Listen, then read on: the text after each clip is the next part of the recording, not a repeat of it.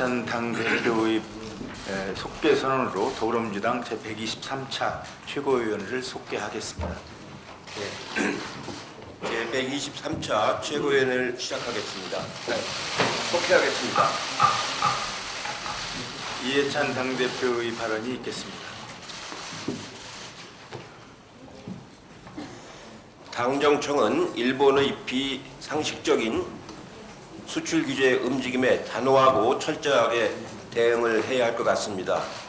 그제는 이낙연 총리께서 관계장관 회의를 열어 정부 대책을 논의했고, 어제는 김상조 정책실장이 5대 그룹 총수들과 대응 방안을 상의했습니다. 모레는 문재인 대통령께서 30대 기업 총수들과 간담회를 개최할 예정으로 되어 있습니다. 당도 오늘 최고위에서 대응 특위를 출범을 시켰고, 이번 금요일 현장 최고위에는 수출 규제 관련 기업을 방문해서 생산 현장에서 최고위를 할 예정입니다. 당정청은 무엇보다 우리 경제에 미칠 수 있는 영향을 면밀히 파악해 대응책을 마련해 나가야 할 것 같습니다. 장기화 가능성도 대비해서 핵심 부품 국산화 로드맵과 중장기 대체 전략도 준비를 해야 할 것 같습니다. 문제는 일본 정부가 비정상적인 추가 경제 보복 가능성을 시사하고 있습니다. 북한까지 끌어들여 문제의 정치적 파장 확산에 주력하는 점에 우리는 주목을 해야 할 것 같습니다. 아베 내각이 정치적 이익을 위해 자국민의 반감을 자극하고 이용하는 것은 대단히 무책임하고 위험한 일입니다. 일본은 중국 강제징용 피해자에 대한 반성과 사죄, 기금 조성의 경우와 국제 사례를 참고하여 한일 양국의 미래지향적인 관계 개선에 나서야 하겠습니다. 외교 안보 현안은 여야가 있을 수 없습니다. 저는 이번 문제와 관련하여, 그리고 또 판문점 남북미 정상 간의 회동과 관련하여 대통령님과 여양 5당 대표들이 모여서 가급적 빠른 시일 내에 상황을 공유하고 초당적인 대응 방안을 논의할 것을 제안합니다.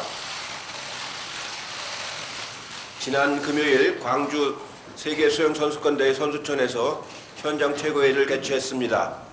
이번 주 금요일 대망의 개막식이 열립니다. 직접 가보니 아주 준비가 잘 되어 있고, 역대 어떤 대회보다도 많은 나라에서 참가해서 아주 최대 규모의 선수권 대회가 될 것 같습니다. 기자와 관계자들까지 합치면은 약 15,000명이 광주를 찾을 것으로 예상이 됩니다. 등록 마감일은 지났지만 북한이 참여 의사만 밝히면 출전이 가능하다고 합니다. 북한의 참여로 평화의 물결이 넘실대는 광주가 되기를 바라겠습니다. 임시국회가 이제 열흘밖에 남지 않았습니다. 오늘 중으로 예결위 구성을 마무리하고 추경심사에 속도를 내야 할 것 같습니다.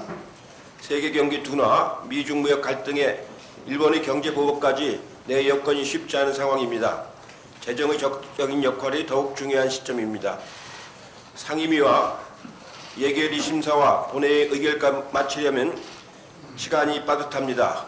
그런데도 자유한국당의 예결위 명단을 아직까지 제출하지 않고 있습니다. 하루빨리 예결위 정상화에 적극 협력해 주시길 바랍니다.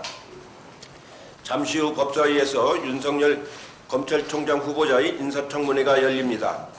오늘 청문회에 나선 한국당 측 위원 전원이 국회법을 어긴 사태로 검찰 수사를 받아야 할 분들이라고 합니다.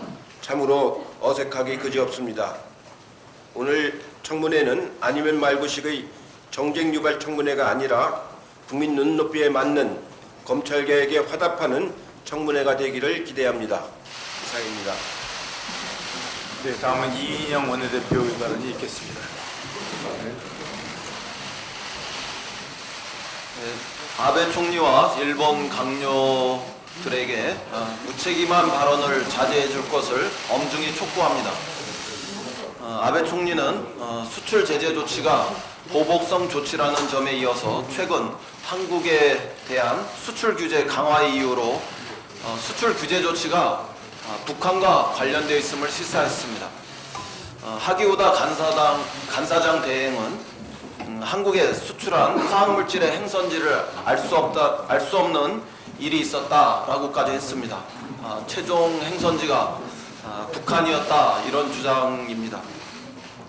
그러나 분명히 말씀드리지만 아베 총리와 일본 강요들의 주장은 확실한 근거가 없습니다. 일본 내부의 정치를 위해 정략적으로 마구잡이 의혹을 그것도 공개적으로 남발하는 것이라면 이는 양국 간의 신뢰를 파탄내는 매우 위험한 언행입니다. 국내에서 아베 정권의 부당한 경제 보복 조치에 대한 비판이 거세지자 국내 비판 여론을 호도하기 위해 일본 국내의 비판 여론을 호도하기 위해 그러한 발언을 쏟아내고 있는 것이라는 점이 일반적 분석입니다. 이쯤에서 멈추시기를 엄중하게 거듭 촉구합니다. 한편 어제 자유한국당의 긴급 대책회의도 귀를 의심하기는 마찬가지였습니다. 자유한국당은 힘을 보태야 한다면서도 시종일관 정부만을 성토했습니다. 기껏 내놓은 말이 부당하지만 감정적 대응은 피해야 한다는 것 정도였습니다. 더욱이 초청된 전문가들 중에는 반일 감정이 문제라고 주장했다고 합니다. 대법원의 강제징용 배상 판결이 문제라고 주장한 사람마저 있었다고 합니다. 정말 대한민국 제1야당의 행사에서 나온 주장인지 황당할 정도입니다. 일본의 보복성 제재로 우리 기업들에게 피해가 막대하게 되었는데 힘을 보태지는 못할 망정 뒤에서 발을 걸어서야 되겠습니까? 백태클이 심해도 너무 심합니다. 일본의 억지 궤변에 맞서기 위해 힘을 하나로 모아야 합니다. 국가 안보에는 여야가 따로 있을 수 없습니다. 자유한국당은 대일 외교에 초당적으로 힘을 보태주실 것을 촉구합니다. 누가 뭐라 해도 금주는 추경의 시간입니다. 자유한국당은 시급히 추경 예산 심사에 착수할 것을 촉구합니다. 추경 심사를 불가능하게 했던 예결위원장의 선출이 지난주에 완료되었습니다. 예결위 위원 명단을 작성해서 사무처에 통보하면 즉시 예결위 전체 회의 소집과 가동은 가능하게 됩니다. 추경이 국회에 제출된 지도 74일이 지났습니다. 하루가 다르게 신기록입니다. 자유한국당도 잘 알겠지만 민생과 경기 대응을 위한 추경은 절대로 정쟁의 대상이 아닙니다. 게다가 방탄국회를 위한 지연 전술의 대상은 더더욱 될 수 없다는 점을 분명히 말씀드립니다. 오늘은 윤석열 검찰총장 후보자의 인사청문회가 예정되어 있습니다. 답정너, 즉 답은 정해져 있으니 너는 대답만 하면 돼, 이런 청문회가 되지 않기를 바랍니다. 자유한국당의 반발, 또 당 지도부의 공개적인 임명 저지 발언 등이 후보자의 능력이나 자질과는 상관없는 흠집내기성, 의혹 부풀리기로 나타나지 않기를 바랍니다. 한 발 더 나아가 망신주기나 법망에 걸린 자유한국당 의원들을 구제하기 위한 민원성 청문회 혹은 압박용 청문회가 되어서는 더더욱 안 될 일입니다. 인사청문회 취지를 무색하게 하고 검찰개혁을 바르는 우리 국민의 여망을 무참히 짓밟는 청문회가 되지 않기를 바랍니다. 정치권 전체에 대한 우리 국민들의 불신을 더 이상 조장할 수는 없습니다. 이상입니다. 네, 다음은 박주민 최고위원의 발언이 있겠습니다. 예, 오늘 이해찬 대표님, 그다음에 이인영 원내대표님 말씀하신 대로 법사위에서 윤석열 검찰총장 후보자에 대한 인사청문회가 열립니다. 최근에 여론조사를 해보면 국민 75% 정도가 윤 후보자가 검찰과 경찰의 수사권 조정과 같은 검찰개혁 추진을 잘할 것이다 라고 답을 한 것으로 나타나고 있고요. 69% 정도가 적폐청산 수사 마무리를 잘할 것이다 라고 답을 해서 상당한 기대감을 보이고 있다는 것을 알 수 있습니다. 이번 인사청문회를 통해서 윤석열 후보자가 이러한 기대에 부응할 수 있는 분인지 정책적 역량과 방향성에 대해서 철저하게 검증하도록 하겠습니다. 또 예찬 대표님과 이인영 원내대표님이 말씀하셨는데 저도 이제 최근에 한일 관계에 대해서 한 말씀 드리도록 하겠습니다. 작금의 상황을 두고 자유한국당에서는 마치 우리 정부의 외교 정책이 실패한 것처럼 자꾸 이야기를 하고 있습니다. 그러나 많은 분들이 아시는 것처럼 이번 상황을 야기한 우리 정부의 어떤 행동이 있었던 것이 아닙니다. 잘 아시다시피 강제징용 피해자분들이 일본 기업을 상대로 손해배상 청구를 했고 거기에 대해서 법원이 판결을 내린 것입니다. 그것이 원인이 된 것인데 자유민주주의 국가에서 정부가 법원의 판결에 대해 개입할 수 없다는 것은 일본도 잘 알 것입니다. 그럼에도 불구하고 일본 정부가 반도체 소재 세계 품목에 대해 수출을 제한하는 것, 이것이 바로 비이성적이고 비합리적인 행위인 것인데 이 부분에 대해서 비판을 하기보다는 정부의 외교 정책에 대해서 비판하는 것은 맞지 않는 행위다라고 생각됩니다. 특히 일본의 경우에는 아까 이천 대표님도 말씀하셨지만 미쓰비시 중공업이 2016년에 중국에 대해서는 사죄 의사를 표명하기도 하고 배상금을 지급하기로 합의도 한 바가 있습니다. 그리고 독일 같은 경우에는 1980년대까지 피해국가 전쟁 배상 협정을 통한 강제 동원 문제 종결을 주장했지만 정작 기업들은 지속적으로 배상에 참여를 해왔었던 사례들도 있습니다. 이런 것들에 비춰보면 작금의 상황이 일본의 비이성적이고 전례도 없고 다른 나라의 사례에도 맞지 않는 행위다라는 것을 분명히 알 수 있는데 자꾸 자유한국당이 이런 부분을 우리 정부의 외교정책 실패로 들고 있는 것이 정말 안타까울 뿐입니다. 자유한국당에게 한번 묻고 싶습니다. 자유민주주의에 대해서 굉장히 강조하는 정당이라고 알고 있습니다. 자유민주주의의 개념 요소 중에 핵심적인 것이 법원의 독립인데 그런 것을 정부가 무시해야 되느냐, 무시했었어야만 되느냐라고 묻고 싶습니다. 이것이 진짜 독재 아닌가 싶습니다. 최근에 또 황교안 대표가 페이스북에 조금만 사실관계를 확인해도 금방 정확한 사실을 알 수 있는 사실임에도 불구하고 사실과 다른 이야기를 좀 기재한 부분이 있어서 말씀드리려고 합니다. 황교안 대표는 페이스북에 문재인 정부 이후에 한국을 떠나는 국민이 급증하고 있다라는 취지의 글을 썼다고 합니다. 조선일보를 인용했다고 하는데요. 이런 주장은 전혀 사실과 다릅니다. 황교안 대표 주장에는 두 가지 오류가 있는데요. 첫 번째로 해외 이주자 총계에서 절대 다수인 현지 이주 신고자를 빼고 소수에 불과한 해외 이주 신고자만을 가지고 이야기하기 때문에 왜곡된 수치라고 할 수 있습니다. 먼저 보시면 조선일보에서 인용한 것이 해외 이주 신고자고 그 다음에 조선일보에서 인용하지 않은 것은 현지 이주 신고자가 있고 표가 많네요. 세 번째로 이 두 가지를 합친 해외 이주자 통계가 있는데 이 통계를 보면은 점차적으로 해외 이주자 총기가 줄어서 2018년도에는 6,000명대로 줄어드는 것을 확인할 수 있습니다. 따라서 전체적인 수치를 보여주지 않고 이 일부 수치만을 가지고 얘기한 오류가 있다는 말씀을 드리겠습니다. 그리고 해외 이주 신고가 그나마 늘었던 이유도 외교부의 설명에 따르면은 2016년 12월에 통과된 해외 이주법 개정안이 2017년 12월 21일에 시행되면서 뒤늦게 신고자들이 2018년에 대거 해외 이주 신고를 한 데 기인한다는 것입니다. 그런데 재미있는 것은 여기서 얘기하고 있는 이 해외 이주법 개정안은 황교안 대표가 국무총리 시절인 2016년 6월에 정부 입법으로 발의돼서 그의 국회를 통과한 법입니다. 당연히 황교안 대표도 이 법에 대해서 모르지 않았을 것입니다.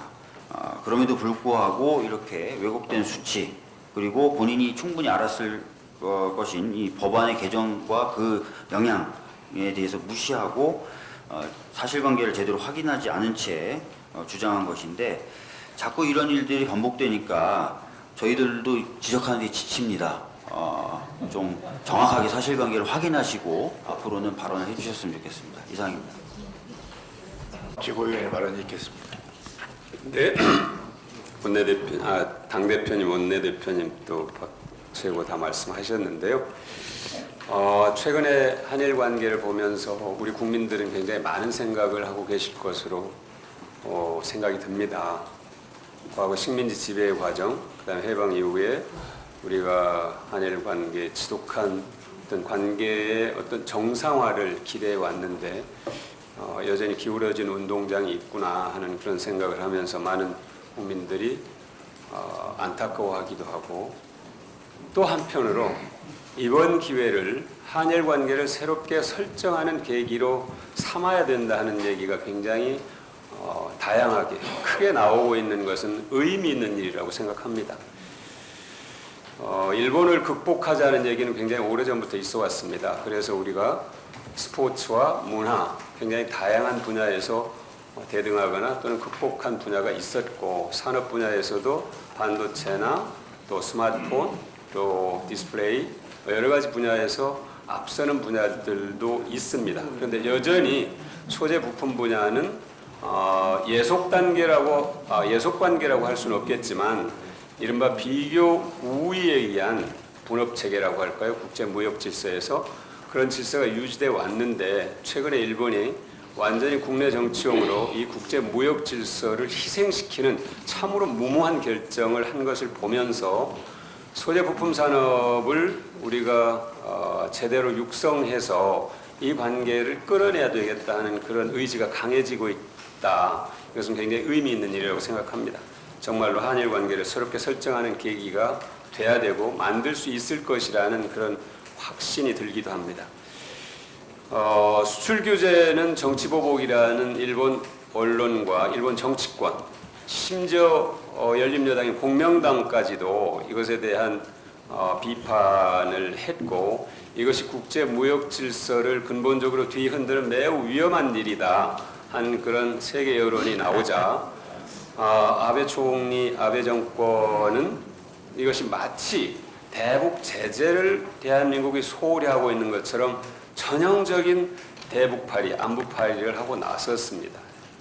그리고 한국 정부가 이 문제에 관해서 문제가 없다는 것을 입증해라는 참으로 오만한 주장을 했어요. 그러니까 당신들이, 자기들이 일본이 문제 제기를 하면 뭐가 문제가 있다는 것을 먼저 얘기를 하고 당신들이 이걸 입증해라고 하는 게 맞는데, 합당한 얘기인데, 아무런 근거나 구체적 사실을 적시하지 않고 당신들이 대북 관계에서 문제가 없다는 것을 입증하기 전까지는 수출 규제를 하지 않을 수 없다. 이게 무슨 어린애 문법도 아니고 있을 수 없는 말을 한 거죠. 정말로 참여선거라는 국내 정치를 앞두고 이런 비상식적, 비정상적인 한 결정을 한 아베 정권의 일부라고 생각합니다. 모든 일본의 정치인들이 다 이렇게 생각하지는 않는다는 얘기가 들리고 또 그것이 사실이라고 믿습니다. 지금이라도 아베 정권은 수출 규제 조치를 철회해야 합니다. 철회하고 오히려 강제징용에 대한 대법원 판결과 관련된 문제들에 대해서 성실하게 협의하는 자세를 가질 것을 촉구합니다. 관련해서 자유한국당은 정말로 이번에는 국익과 국민의 편에서 함께 해줄 것을 촉구합니다. 자유한국당이 이번에도 일본을 공격하는 듯 하면서 이 정부를 비판하는 것은 떳떳하지 못합니다. 아무리 정부를 공격하고 싶다 하더라도 이번 사태만은 우리 정부의 책임이 아니라 일본 정부의 잘못된 판단과 잘못된 결정이라는 겁니다. 만일 우리 정부의 대응이 늦었다 이런 얘기는 참으로 하기 쉬운 얘기지만, 우리 정부의 대응이 늦었다고 하는 얘기는 무슨 얘기냐면 우리 정부가 전적으로 일본 정부의 주장에 양보해야 된다는 얘기거든요. 일본 정부의 주장에 동의해야 된다는 것인데 그건 할 수 없는 거죠. 대법원 판결을 어떻게 정부가 나서서 무력화할 수 있습니까? 대한민국에서. 전 정권에서 그 문제 때문에 사법농단 사태로 규정이 됐고 대법원장이 현재 구속이 되어 있는 상황입니다. 이건 자유한국당이 너무나도 자기들이 책임져야 할 문제입니다. 이 문제를 갖고 정부를 공격하는 것은 참으로 무모한 일이다, 어처구니 없는 일이다 이런 얘기고요. 세 번째는 아까 말씀드린 것처럼 R&D에 대한 대담한 투자를 통해서 일본을 극복하는 소재 부품 산업에서 일본을 극복하는 계기가 돼야 된다, 삼아야 된다는 얘기인데요. 특히 국가 차원의 소재산업 연구기관의 설치를 적극 검토할 필요가 있다고 생각합니다. 현재 한국기계연구원 산하로 되어 있는 재료연구소를 한국소재연구원으로 승격시키는 것도 검토할 필요가 있다고 생각합니다. 이번 추경에서도 이 문제와 관련해서 심도 있는 논의가 있기를 기원합니다. 두 번째는 허위 조작 정보에 관련된 내용인데요. 좀 전에 박주민 최고께서 구체적으로 말씀하셨습니다만 민주당 허위 조작 정보 대책 특위에서 분석한 결과 G20 정상회의에서 문재인 대통령이 실종됐다, 또 건강 이상이 있는 것 아니냐, 뭐 이런 얘기들과 관련된 총 63건의 허위 조작 정보가 유통되고 있는 것을 확인했습니다. 원본 유튜브 영상을 극우 유튜브 채널에서 생산하면은 자유한국당이 굉장히 중요한 유통 경로로 작용이 됐습니다. 자유한국당 대변인이 나서서 이걸 인용해서 성명을 내면 그것이 다시 유튜브 채널들이 갖다 옮기고 전파하는 그런 방식입니다. 그리고 황교안 대표가 해외 이주자 수가 문재인 정권 2년 만에 5배나 늘었다는 이 얘기, 그리고 금융위기 최대라는 이 허위 조작 정보도 하루 만에 SNS와 유튜브에서 총 122건이 재생산되고 유통됐습니다. 이 두 사례 이외에도 그동안 확인된 허위 조작 정보들에 대해서 우리 당 법률위원회 검토를 마치는 대로 특위 차원에서 고발할 것입니다.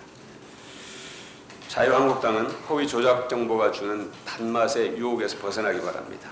허위 조작 정보는 마약보다 더 좋지 않습니다. 당장 끊기를 다시 한번 촉구합니다. 하여튼 특위에서 수렴한 허위 조작 정보 내용과 대책, 조치에 관해서 곧 발표할 예정입니다. 이상입니다. 예, 다음 서른 최고위원의 발언이 있겠습니다. 여러 번 말씀이 나왔습니다마는 다시 한번 강조해야 할 필요가 있어서 말씀드리겠습니다. 강제징용 대법원 판결을 문제 삼아서 경제보복에 나선 일본 아베 총리가 아무런 근거도 없이 우리 정부의 대북 제재 위반을 언급하고 나섰습니다. 바로잡아야 할 역사 문제와 외교 갈등에 경제보복 조치를 빼댄 것에 대해서 국제사회는 물론 일본 내에서도 비판이 거세지자 안보 문제를 꺼내들어 반전을 꾀하려는 그야말로 꼼수이자 근거 없는 의혹을 제기하며 추가 수출 규제를 하겠다는 경제적 선전포고를 한 셈이라고 보입니다.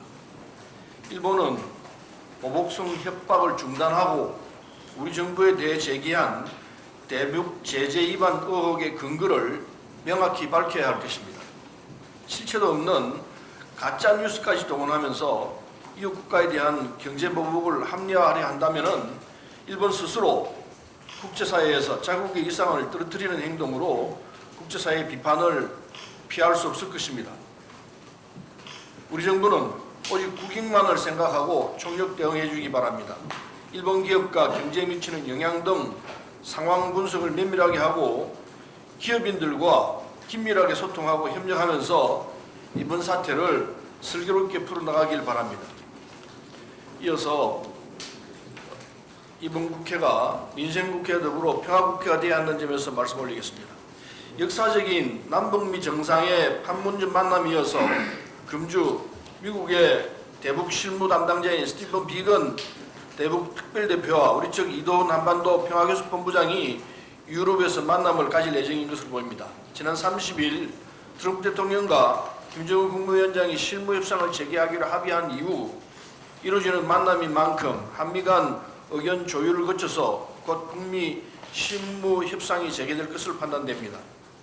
최근 한중 미북 사자가 외교 무대에서 긴박하게 움직이면서 한반도 평화 프로세스가 재가동되고 있습니다. 우리 운명이 걸린 긴박한 순간에 국회만 손 놓고 있을 수가 없습니다. 국민의 명령으로 어렵게 열리게 된 이번 국회는 민생국회와 함께 평화국회가 되어야 한다고 생각합니다. 한반도 평화 번영의 길을 우리 국회가 앞서서 열어나가야 한다고 봅니다. 지난해 9월입니다. 지난해 9월 국회에 제출되고 나서 10개월째 표류 중인 판문점 선언 비준 동의안을 늦었지만 지금이라도 여야가 합의로 처리해야 하는 것이 그 첫 걸음이 될 수 있다고 생각합니다. 6월에 활동이 종료된 남북 경협특위를 재가동해서 민간 경제 협력과 교류를 뒷받침하려는 노력도 해야 한다고 봅니다. 야당이 한반도 비핵화 협상 과정에서의 정부의 노력과 성과를 깎아내리려고만 하는 것은 평화를 원하는 국민의 염원에 역행하는 것이고 국민적 도리도 얻지 못할 겁니다. 국회가 한반도 평화의 길을 앞장서서 개척해가는 평화국회가 될 수 있도록 야당이 동참해 주시길 촉구합니다. 이상입니다. 네, 다음은 김혜영 최고위원의 발언이 있겠습니다. 예, 20대 국회 들어서 청년이 들어간 법안은 65건이 발의됐지만 이 중 단 3건만 통과되었습니다. 청년 관련 발의도 적지만 그 통과 비율도 매우 낮은 것이 국회의 현 주소입니다. 대표적으로 청년기본법은 20대 국회 청년미래특위 차원에서 여야 합의안으로 발의했지만 아직도 상임위 문턱을 넘지 못하고 있습니다. 2030 청년들의 삶을 아우를 수 있는 정책이 시급하다는데 여야의 이견은 없을 것입니다. 그런 만큼 이번 임시회에서 최우선적으로 통과시켜야 할 것입니다. 정치 생태계에도 청년들의 참여를 확대시키는 획기적인 변화가 필요합니다. 국제의회연맹 IPU에 따르면 2018년 기준 전 세계적으로 30세 미만의 국회의원 비율은 2.2%, 40세 미만은 15.5%, 45세 미만은 28.1%로 나타났습니다. 한편 우리나라의 경우 2030 세대는 전체 인구의 28%를 차지하고 있습니다.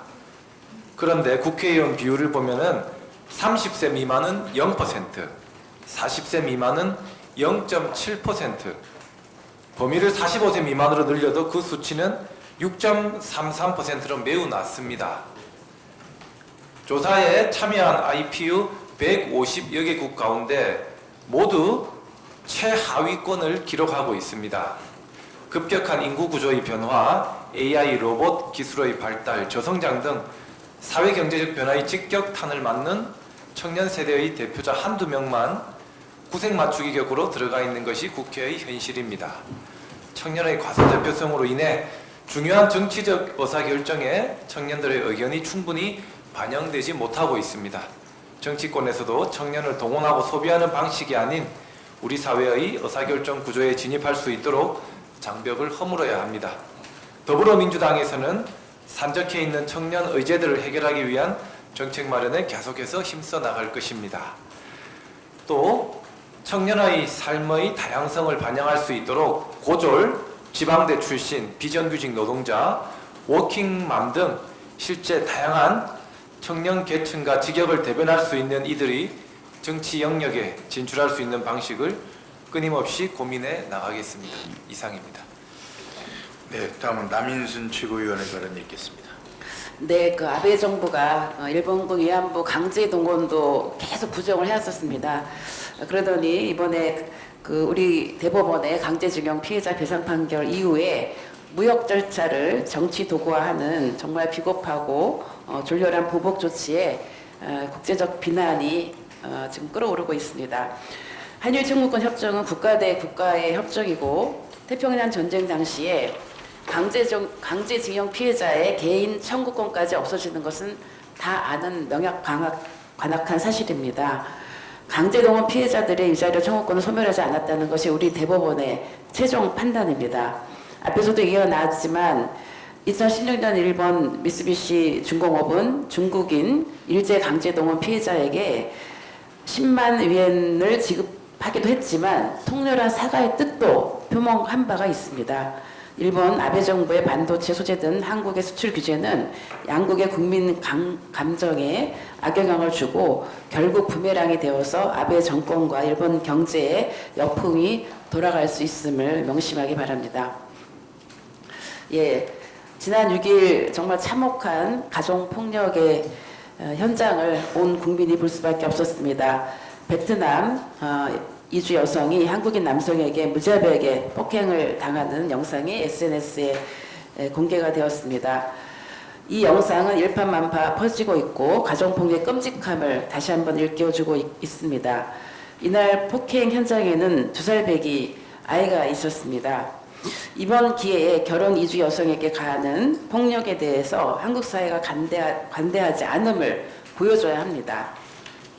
그동안 결혼 이주 여성들이 가정폭력 피해자가 되는 일은 어제 오늘의 일이 아닙니다. 2017년에도 베트남에서 온 며느리가 시아버지에게 살해당하는 사건이 있었고 2018년에는 경남 양산에서 필리핀 출신 이주 여성이 남편이 휘두르는 흉기에 찔려 숨지는 일이 있었습니다. 작년 6월에 국가인권위원회가 2017년 결혼 이주 여성 920명을 대상으로 체류 실태 결과를 조사해서 발표한 자료를 보면 42.1%가 가정폭력을 경험했다고 응답을 했습니다. 참 부끄럽고 가슴 아픈 일입니다. 결혼 이주 여성은 결혼 비자로 입국해 체류 기간을 연장하고 국적을 취득합니다. 이 과정에서 신원 보증서 제출 규정은 그동안에 여러 문제 제기로 폐지가 됐지만 체류 연장에 있어서 여전히 배우자의 영향력이 막강한 것이 현실입니다. 특히 안정적인 체류권은 귀화인데 이 과정에서 반드시 배우자의 조력을 필요로 하고 있습니다. 한국인 배우자가 원하지 않으면 이주 여성은 귀화를 할 수 없는 것이 지금의 제도입니다. 귀화나 체류 연장을 무기로 해서 여성들을 통제하는 경우가 이런 가정폭력의 그런 문제로 나타나고 있는 것입니다. 원칙적으로 한국 국적 자녀를 키우는 경우에 혹은 남편 잘못으로 이혼했다는 걸 증명하면 이혼을 해도 국내에 계속 머물 수 있지만 이주 여성들이 방법을 찾아 입증하기라는 쉽지가 않습니다. 그래서 이런 이유로 이주 여성들은 가정폭력의 곤래에서 쉽게 벗어나지 못하고 있습니다. 폭력과 학대, 인종차별, 성차별, 성폭력으로부터 인권과 생존권을 보장받을 수 있도록 최소한 한국인과 결혼한 배우자에게는 안정적인 체류권을 보장해야 하며 직접적인 상담과 법률 지원 등을 통해서 이주 여성에 대한 근본적인 가정폭력 방지 대책을 시급히 수립해야 합니다. 네, 이수진 최고위원의 발언이 있겠습니다. 네, 유럽연합 EU가 한국 정부를 상대로 국제노동기구 ILO 핵심 협약 비준이 미흡하다며 마지막 분쟁 해결 절차인 전문가 패널을 소집했습니다. EU가 요구하는 노동권의 수준이 국내 현실보다 월등히 높은 이유입니다. 7일 EU가 홈페이지에 공지한 내용에는 EU는 전문가 패널 소집을 요청하며 근로자 개념을 정의한 한국의 노동조합 및 노동관계조정법 2조 1항 등 4개 법조항을 지적했습니다. 노조법 2조 1항은 단결권, 단체 교섭권, 단체 행동권 등 노동 3권이 보장되는 근로자를 임금, 급여, 기타 이에 준하는 수입에 의하여 생활하는 자로 규정하고 있습니다. 특수고용 노동자는 법상 근로자 지위를 보장받지 못하고 화물차 운전자와 같이 자영업자로 분류되는데 이들과 해고자 및 실업자가 결사의 자유에서 배제된다고 지적하고 있습니다. 9월 정기국회에 관련 법 개정안과 ILO 핵심 협약 비준 동의안을 함께 제출해야 합니다.